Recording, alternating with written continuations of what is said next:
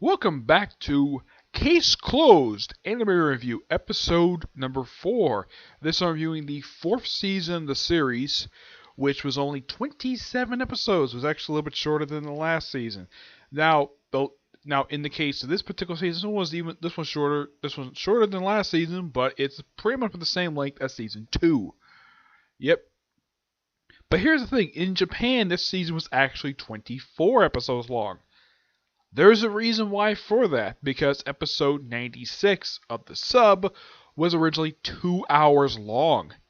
Yeah, 2 hours long, which Funimation split this up into 4 episodes, thus basically increasing the head count for the season from pretty much like 24 to 27. This season adapts from the manga,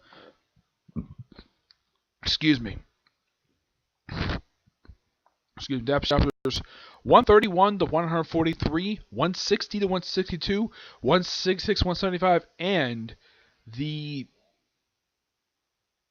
second special. Yeah. Which, yeah, that's a good amount of stuff to adapt for this series. Yep. Now, here are the episodes that they had for the thing. The opening episode is one of 2 where they go to the hospital. This one, to me, wasn't very interesting to watch. I just basically fast forward through it, just get it over with. Yeah, just basically involving Richard Moore, Richard witnessing a murder. Everything is crazy, and turns out, yep, he's completely true. He's completely right all along. It's not that interesting of an episode. The next 2 episodes is a 2-part, first of several. Yeah, that's the thing for season 4. It has 1, 2, 3, 4, 5, 6, 7, 8? Yes, 8 multi-parters. Yeah, this is even more than the last season. Yeah, Massacre Night. This is a 2-parter, which involves that there are 3 particular people who were killed in this one. Actually, it's 2. And it's questionable like how these people get killed. And the person who killed them was actually the one person no one suspected actually killing people. And it was revealed she actually had a motive for killing these 2 teachers. Yeah, and the reason is because they actually killed a little girl, a middle schooler, for basically finding out that they have been admitting students illegally. Yeah, that's the reason why. And this one was also the main character in Rachel and Serena's 3rd grade teacher. They were surprised to see her, and of course they stayed at the villa. And I should point out, though, Richard Moore, this is one of the several times in the series where Richard Moore is nowhere in the episode. He's not even mentioned. Now, guess what? Richard's not there. Does someone get knocked out in order to actually, do the hypothesis? No, it's actually via a special device that was actually conceived just prior to this episode. This little mini cell phone that's basically earring cell phone, and it's basically Jimmy using his bow tie to communicate with this thing. And Jimmy is basically sort of telling Rachel to reveal his deductions because he's not there. And points out there was actually the 3rd grade teacher who actually was responsible for killing these 2 teachers. Yeah. This is by far the 2nd time in the series where there's been murder in the mountains. Yeah, this is the 2nd time. Last time was actually a previous season. But that one involved 1 teacher. This one involved 2. And like last time, the murderer is a woman. Yeah. That's the thing with this series. It seems like most of the time the murderer is a woman. And the woman usually has a very good reason. Or at least a bad reason, mind you.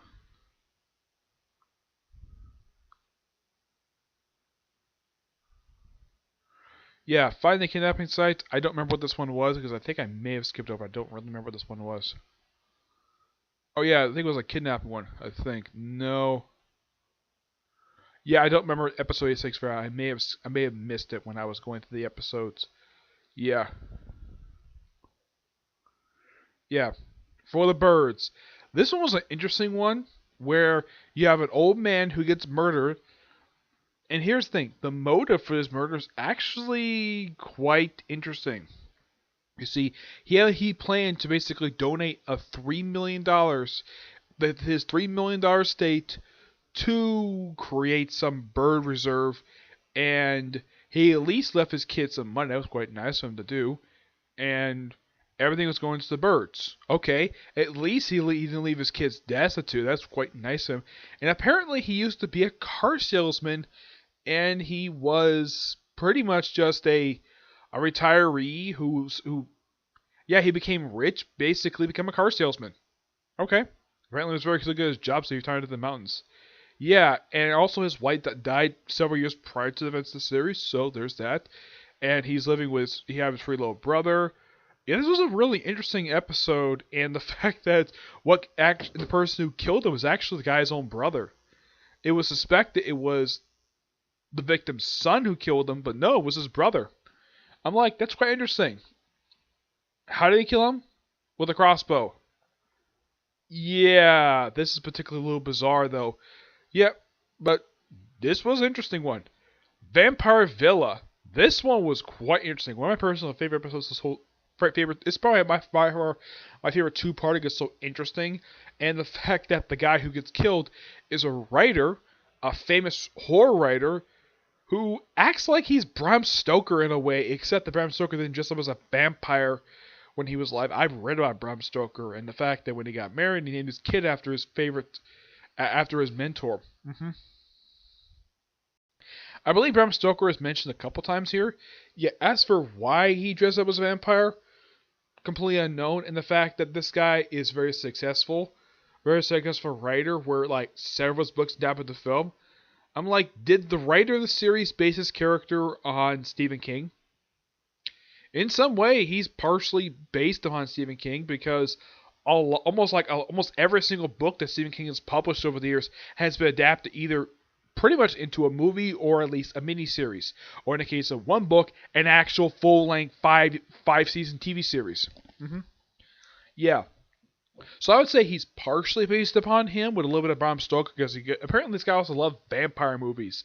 Yeah, and apparently this guy kept props from all the movies that was made from his properties.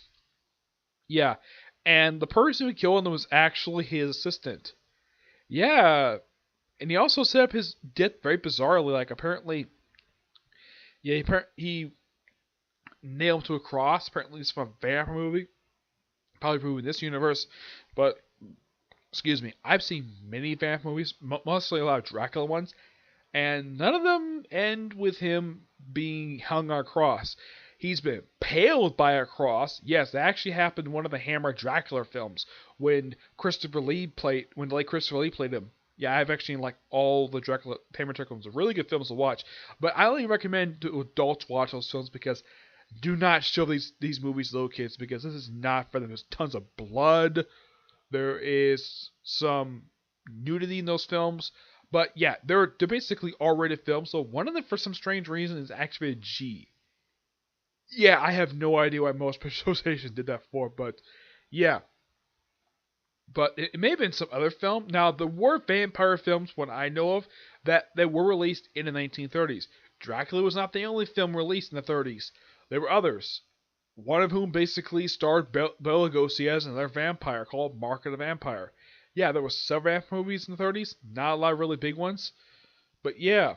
So, as for having let's say a vampire sequel series, that was made for the actual show itself because here's the thing about vampire franchises per se. They never did anything like that until not until the 1960s. Yeah, there were no sequels to vampire movies at that point. Dracula didn't get his first sequel until the 1940s, roughly a little over 10 years after the original came out. Yeah, and apparently this was the 5th film that they were showing off. Apparently it was his favorite film in the whole series. 5th of who knows how many films, and he said it was also his opinion that this was the greatest vampire movie ever made. Oh yeah, and they even had the whole locker room. This was a frequent thing they used in the whole series, where the way the guy locked the room was actually quite ingenious. Where this is actually what actually got him arrested for this. He apparently this guy had an actual projector, not like slide projectors you see nowadays. I'm talking about projectors that project actual physical film. I've actually seen a film like this. Yes, when I was in the 5th grade back in 1999, I saw the original Escape from Witch Mountain this way. Yep. And I have no problem seeing films this way. They come with like these big containers. My dad basically saw tons of these movies like this when back in the 70s. So I know what these things look like. The containers are basically this big, and I never lifted one myself, but they look quite heavy, and they're basically big round things, and there's like a little spin thing. Yeah, though this came out in the 90s, which this was still used in a way, projectors stuff like this, and this is nothing unusual for the show to use. But nowadays, if people see it, like, man, that's just an old relic. Yeah, I kind of thought that way too when I first saw a film like this. I personally don't have a problem seeing a film with the old film container. Yeah, yeah. So he takes a piece of tape, tapes it to the end of the film, puts it over a curtain. Yeah, this door has a curtain in front of it, and puts it on this little latch on a door. And he presses the button on the projector, and then he leaves the room. Yeah, I'm like, that is quite interesting. Yep. Of course, in the case of before they reveal that this guy was the actual murderer, the way they did it was quite, and it's also revealed that the reason why he killed him because apparently he was taking a lot more credit because apparently he never told him his sister died. Yeah, apparently this guy was paying out the doctor to keep her alive enough to extend her hospital stay, but did not make her better. Yeah, this guy was a complete jerk, and yeah, I'm sure this guy rightfully deserved to be hurt, but not be killed. Yeah. A lot of the time it seems like vigilante justice a lot of the time when they do these murders in the show. That's what it seemed like anyways. This was kind of justified for what he did. That's just my opinion anyways. I have no honest opinion on this. That's just my thing. I wouldn't actually agree to something like this. But I would basically have him chastised, maybe take away his credit to credentials. And apparently, the reason why he put out, and it also was revealed that he's the reason why that he put out tons of books per year, because this guy is his ghostwriter. Yeah, those of you who know what a ghostwriter is, it's somebody who writes for a particular writer, and the writer takes credit for this person's work. This person does get paid. From what I know about these particular people, I've never met a ghostwriter. I've only seen this on TV, but I know this is real. The ghostwriters do get paid by the writer themselves to actually, for the work. But even though they don't receive credit per se, they at least get paid. Yes. Yeah. Deadly Art. This one was actually quite interesting. Yeah. The whole thing with this one was that this famous woman apparently made flowers into an interesting art show. Somehow. When I was watching this episode, yeah, I kind of felt bored with this, like, with the performance they showed in the show. I'm like, really? And apparently this woman uses liquid nitrogen in her flower buds. Okay, and the way she was showing up in the thing, apparently some people liked it. Me, I'm like, okay, that's fine and all. It's not something I'm big with. I mean, I'm not big with flowers. I mean, I don't know if anybody who actually interested in seeing a woman takes a little hedge clip and they can just plow in a plot from several dead branches, take it with hedge clippers, like hedge scissors, and just clip them and then put them do a special dance and put them in the pot. Yeah, and here's the thing: they actually killed the investor of this place, and the person who killed him, was actually this woman's assistant. Yeah, the second time in the series where a woman has killed a woman. The last time was an actress. This time it's just some woman who turns flowers into art. Yeah, this was a very boring motivation. Yeah, and here's the thing. He actually tried to kill her and plus a bunch of people in the room. But the thing is, the reason why that she tried to kill her, because apparently she took credit for something her sister started. Okay? So this woman got arrested for first-degree murder and multiple counts of conspiracy to commit murder because she was going to murder an entire room. I mean, who thinks she is the Joker? Yeah, this thing the Joker would cook up, not a woman in her spare time. I mean, this thing also had cyanide pills in these flowers. I'm like, seriously? This is your motivation to write a character to steal a plot from the Joker from DC Comics. Yeah, this is something the Joker would do. But her reasoning for this, I mean, couldn't you just publicly discredit this woman for stealing your late sister's idea? No, she had to just try to kill her. Okay. Yeah, by far the weakest episode of the entire series.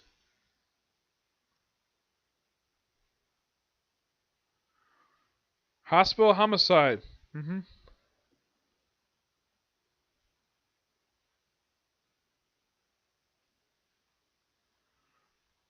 Yeah.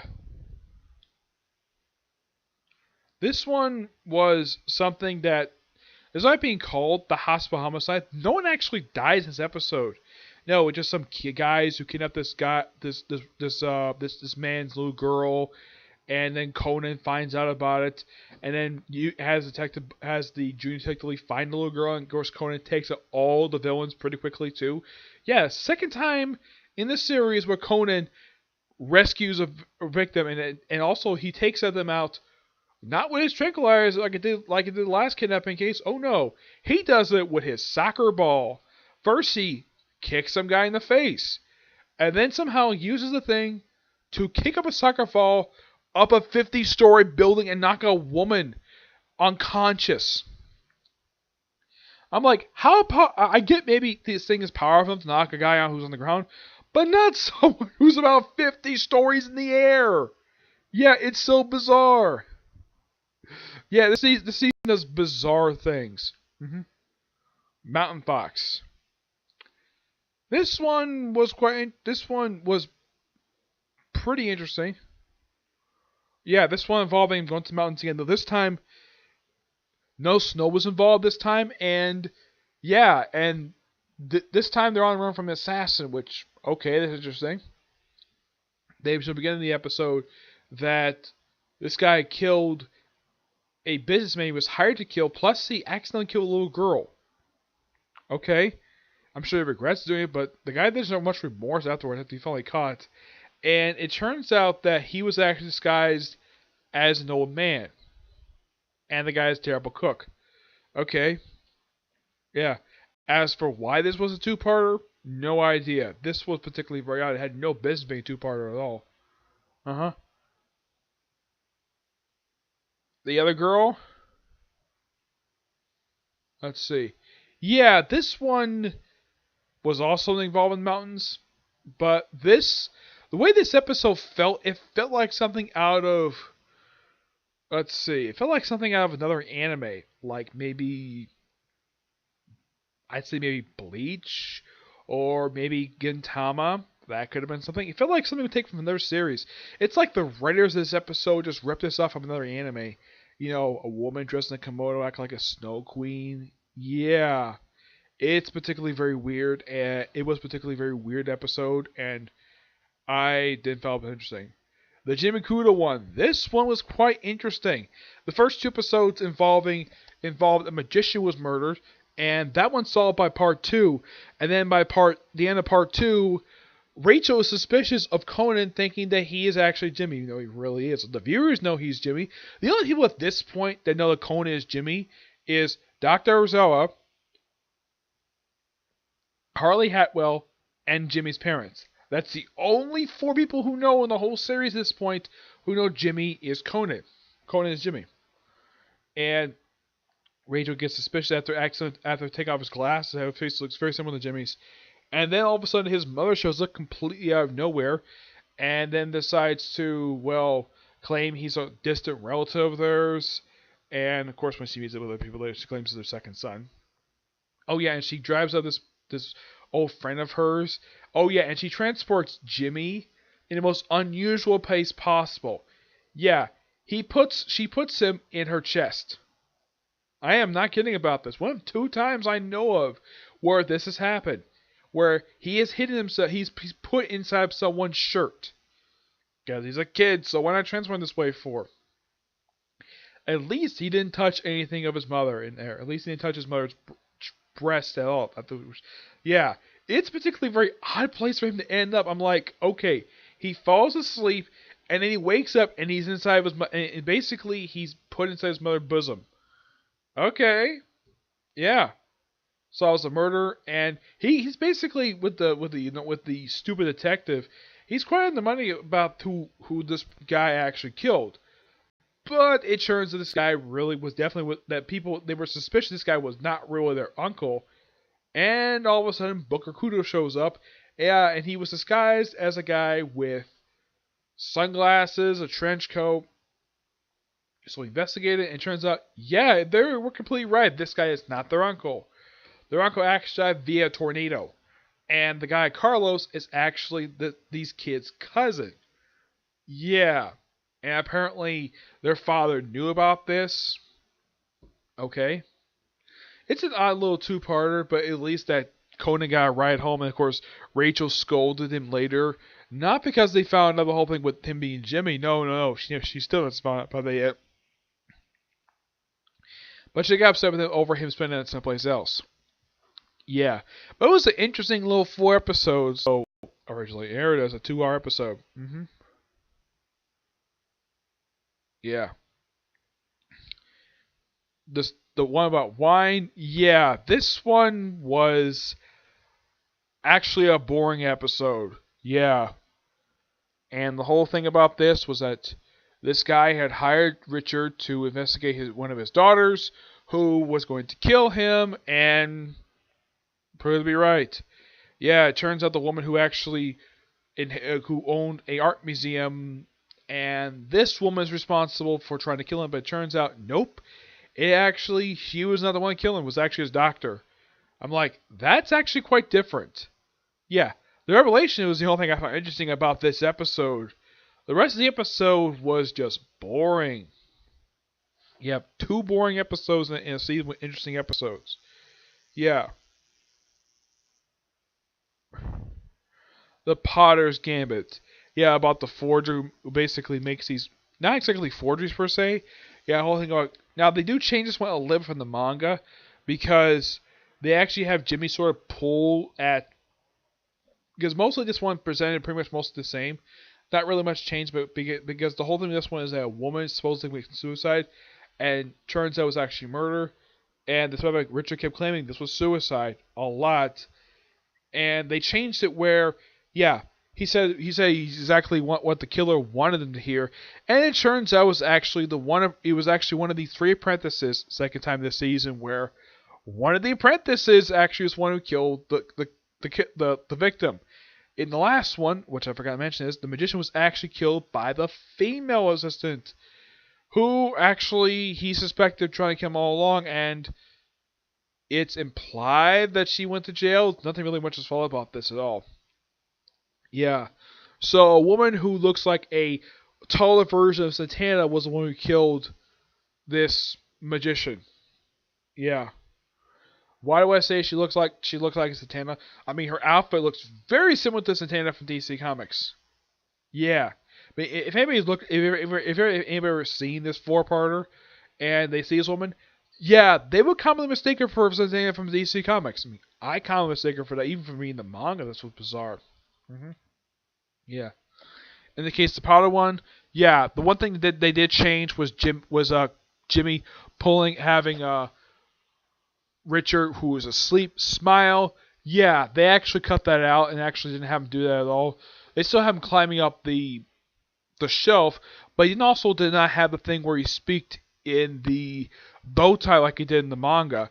Though, I don't know why in the world, the way they shaped this anime up, where the animation for this is very bizarre. It's like, okay, they're looking at Jimmy, of course, this is Conan, and from one, I don't know if this was an error in the animation where it looked like he's showing off the mechanism of his bow tie to everybody, and then from another shot, he's basically facing directly toward Richard, which is quite weird. I think that might have been animation error on the part of the animators. Yeah.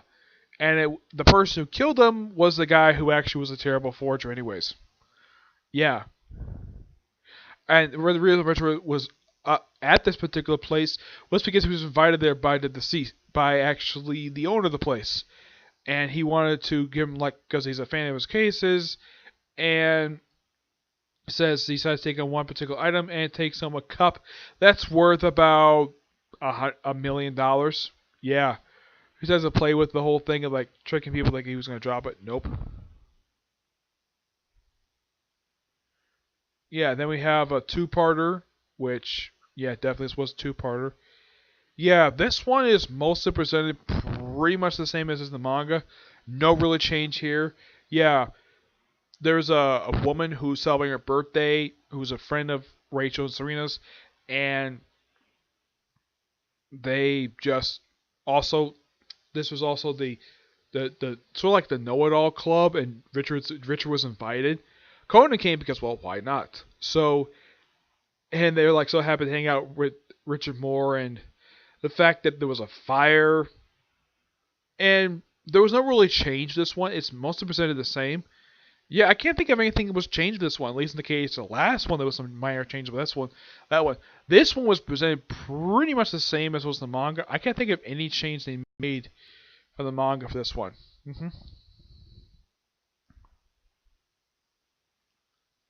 Frame Misfortune. Yeah. A samurai actor who murders his wife. And the actor is voiced by Christopher Sabat. How? I know his voice. It's like one of the third. It's like one of a handful of characters in the series he's voiced, and the second time he uses regular voice to voice the murderer. Yeah, and it took him basically a while to explain that he actually was the one who killed her. Yeah, and the reason why he killed his wife, because she was having an affair with another actor. Okay, yeah, that's the reason why he killed her, and plus he wanted her money. Simple as that. Okay, pretty cut and dry. It's a very stereotypical way where you have the husband who kills the wife. Yeah. This was an okay one, even from the manga, so it was just okay. It was interesting though, but very stereotypical reason why. And in the case next one, this is also another one that really did not need to be a two-parter. Yeah. Mystery of Bloodcraft Manor. Yeah, there's no murder in this one at all. It's just them solving a mystery. Despite the fact it had no business being a two-parter, at least it was interesting, and I actually love the fact that he's a detective, so why not solve these puzzles? And normally, Richard would normally hit Conan for making all of his deductions, but no, he doesn't. He actually just goes along with him, solves all these mysteries, and it turns out the people they actually were meeting there, believe it or not, were actually the people who took a woman hostage, and yeah, basically, yeah, kept her hostage, and they took him down pretty easily. Like first Conan, used his specials to kick a clock to knock a guy who had been walking with a sling in his arm. Turns out he was carrying a gun. I'm like, wow, that was actually a bit of a surprise. I never expected to see that in an anime where a guy would tape up his arm, fake being injured, and have a gun inside of it. That's actually quite interesting. Fun fact: that's actually how William McKinley was killed. Yes, the late President William McKinley, when he was killed back in the year 1900, he was actually killed the same exact way.